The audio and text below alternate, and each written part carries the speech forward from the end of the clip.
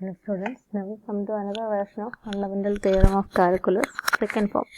If f element of RAB and continuous at a point C, at a particular point C element of AB, then indefinite integral has derivative small f at C. C is continuous, C എന്ന് പറയുന്ന ഒരു പോയിന്റിൽ continuous ആണെങ്കിൽ f dash C equal to C. If this condition is satisfied for all points of closed interval AB, ഈ ഒരു particular value ആയിട്ടാണ് നമ്മൾ ഉപയോഗിച്ചത്. അപ്പോൾ for all x element of AB, ഈ കാര്യങ്ങൾ തന്നെ for all ഒരു C element of AB ക്കല്ല, for all x element of closed interval AB, this condition is satisfied. എന്ന condition f continuous എന്നുള്ള condition. Then the indefinite integral f is equal to integral a to z f is differentiable. Integral a to z f അതിനെയാണ് നമ്മൾ capital F z എന്ന് വിളിക്കുക. Differentiable at C എന്നിവിടെ പറഞ്ഞ കാര്യം differentiable എവിടെയാ? For all X element of A B F continuous. For all X element of A B function is capital F. Function capital F. Small F continuous ആകുന്നിടത്തൊക്കെ capital F differentiable ആണ്. അപ്പോൾ A ബിയിലെ എല്ലാ പോയിന്റ്സിലും differentiable ആണ്. And we can write, അപ്പോൾ പിന്നെ ഒരു സി നല്ല എഴുതുക, വേരിയബിൾ ഉപയോഗിച്ച് എഴുതുക. F dash X equal to small F of X for all X element of A B. A ബിയിലെ എല്ലാ പോയിന്റിനും f dash X equal to small F of X എന്ന് നമുക്ക് എഴുതാം. ഇൻ്റഗ്രലിൻ്റെ ഡെറിവേറ്റീവ് ഏത് ഫംഗ്ഷൻ്റെ ആണോ ഇൻ്റഗ്രൽ എടുത്ത് എഫ് എക്സിൻ്റെ ആണ് ഇൻ്റഗ്രൽ ഇപ്പോൾ എടുത്തിരിക്കുന്നത്, അത് തന്നെയാണെന്ന് പറഞ്ഞിരിക്കുന്നത്. അപ്പോൾ ഇതിൻ്റെ പ്രൂഫിലേക്കൊന്നും പോകാൻ നമുക്കില്ല. If continuous over all points of closed interval A B by the second form of fundamental theorem the proof holds എന്ന് പറയാനേ നമുക്കുള്ളൂ. അപ്പോൾ fundamental theorem of calculus second ഫോമിൻ്റെ തന്നെ മറ്റൊരു ആപ്ലിക്കേഷനായിട്ടാണ് അടുത്ത തിയറം പറഞ്ഞിരിക്കുന്നത്. നോട്ട് ബുക്കിലുണ്ട്, അതിൻ്റെ ഒന്നും ആവശ്യമില്ല. സി എന്ന് പറയുന്ന ഒരു പോയിന്റിലുള്ള കണ്ടീഷൻ എ ബിയിലെ എല്ലാ പോയിന്റ്സിനും ഉണ്ട്. അതുകൊണ്ട് എ ബിയിലെ എല്ലാ പോയിന്റ്സിനും ഇത് പറയാം. ക്യാപിറ്റൽ എഫ് എ ബിയിലെ എല്ലാ പോയിന്റ്സിനും ഡിഫറൻഷ്യബിൾ ആണ്. അല്ലെങ്കിൽ capital F dash of C ഒരു പോയിന്റിലല്ല, capital F dash of X equal to F of X എന്ന് എഴുതാനായിട്ട് നമുക്ക് സാധിക്കും. Next we have substitution. അത് നമ്മൾ ഇൻ്റഗ്രേഷൻ്റെ പ്രോപ്പർട്ടീസ് ആണ് ഇപ്പോൾ ചെയ്തുകൊണ്ടിരിക്കുന്നത്. ഇൻ്റഗ്രേഷനിൽ ഉപയോഗിക്കുന്ന സബ്സ്റ്റിറ്റ്യൂഷൻ അതൊരു തിയറമായിട്ട് പറഞ്ഞിട്ടുണ്ട് എന്നുള്ളതേ ഉള്ളൂ. സബ്സ്റ്റിറ്റ്യൂഷൻ തിയറം സബ്സ്റ്റിറ്റ്യൂഷൻ എന്താണെന്ന് നിങ്ങൾക്ക് അറിയാം. പ്രൂഫ് പോലും ഒരു ബുദ്ധിമുട്ടുള്ള കാര്യമല്ല.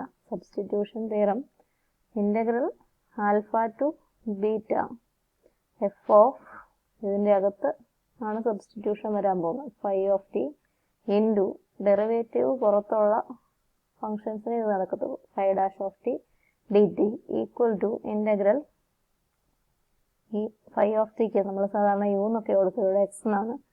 എഫ് ഓഫ് എക്സ് ഇൻറ്റു അപ്പോൾ phi dash T D T D X എന്നാകും. ഫൈ ടിക്ക് എക്സ് കൊടുത്തിരിക്കുക. അപ്പോൾ ടി ഈക്വൽ ടു ആൽഫ ആകുമ്പോൾ ഇത് ഫൈ ഓഫ് ആൽഫ ആകും, ഇത് ഫൈ ഓഫ് ബീറ്റ ആകും. അപ്പോൾ ലിമിറ്റ് ഇങ്ങനെ മാറ്റി കൊടുക്കണം. Function f x d x എന്ന് എഴുതാം. This is a substitution. അതിന് വേറെ ചില കണ്ടീഷൻസ് ഉണ്ട്. J equal to closed interval alpha beta and phi is a real valued function from J to R having continuous derivative phi k, continuous derivative on j. യിൽ continuous derivative ഉള്ള ഫംഗ്ഷനാണ് phi. then if f from നമ്മൾ സാധാരണ പറയുന്ന പോലെ i to r, f from i to r is continuous, f from i to r continuous ആണെങ്കിൽ on an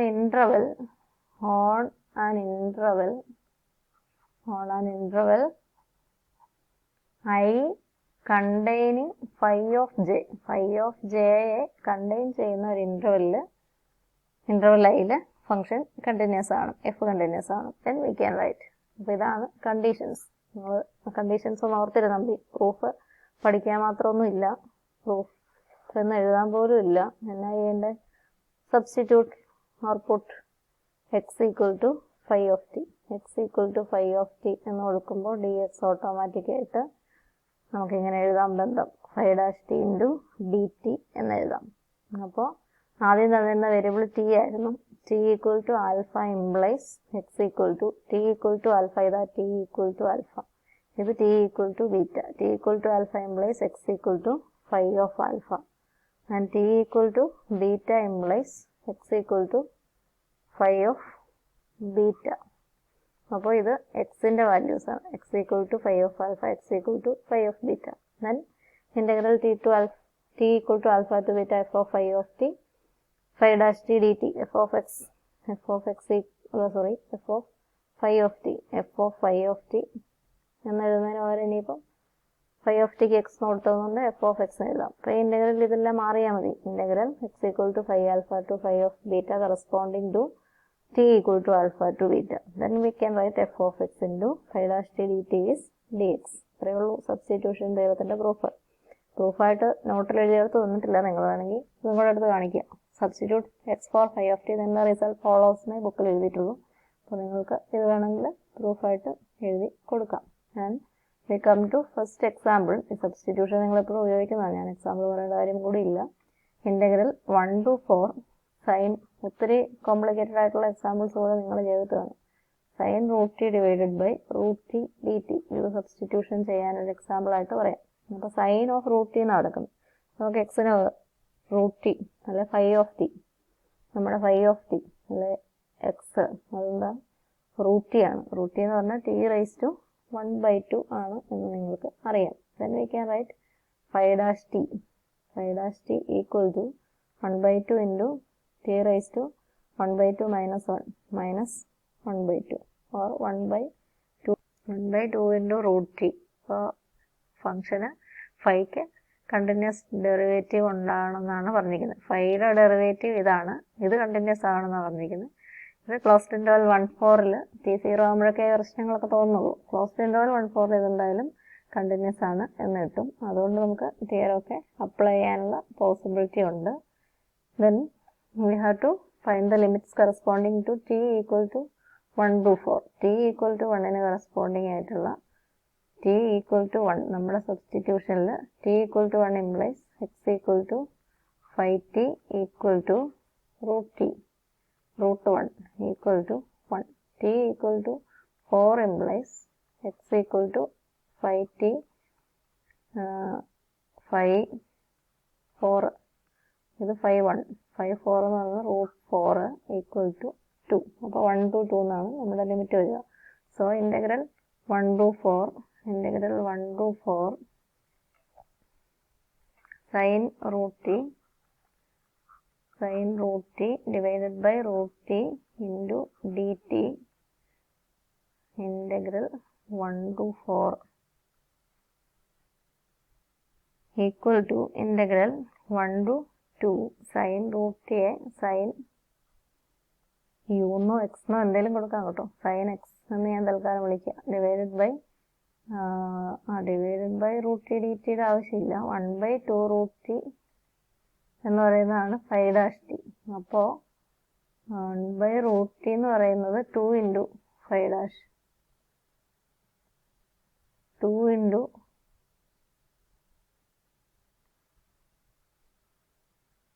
into dx. ഇപ്പോൾ നമ്മുടെ വേരിയബിൾ അനുസരിച്ച് that is 2 into integral 1 to 2 sine X